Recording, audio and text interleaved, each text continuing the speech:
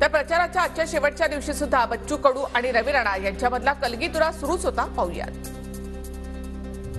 अमरावतीमध्ये हिंदू मुस्लिम दंगल सुद्धा घडू शकते आणि म्हणून आम्ही 2 पावलं माघार घेतली, बच्चू कडूंचा खळबळजनक दावा.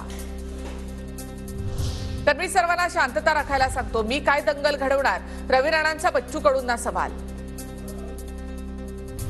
बच्चू कडूंना मातोश्रीवरून सुपारी आली आहे, ज्या थाळीत खातो तिथेच छेद करणं कडूंचा धंदा, रवी राणांचा पलटवार. गृहमंत्र्यांनीच कायदा तोडला, बच्चू कडू यांचा थेट अमित शहांवर निशाणा. शहांच्या सभेमुळे मैदान नाकारल्यानंतर बच्चू कडू आक्रमक. यशोमती ठाकूर आणि कडूंनी सरकारमध्ये असताना अमरावतीमध्ये फक्त 2 समाजामध्ये वाद लावण्याचं काम केलं. अमरावतीच्या सभेतून नवनीत राणांचा जोरदार निशाणा.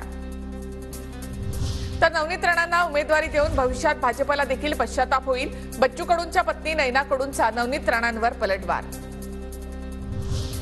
बच्चू कडूंची अमरावतीमध्ये भव्य रॅली, रवी राणांना कुणाकडून पैसे येतात, आजच्या सभेतून उत्तर देणार, राणांची दडपशाही मोडून काढणार, बच्चू कडूंचा हल्लाबोल.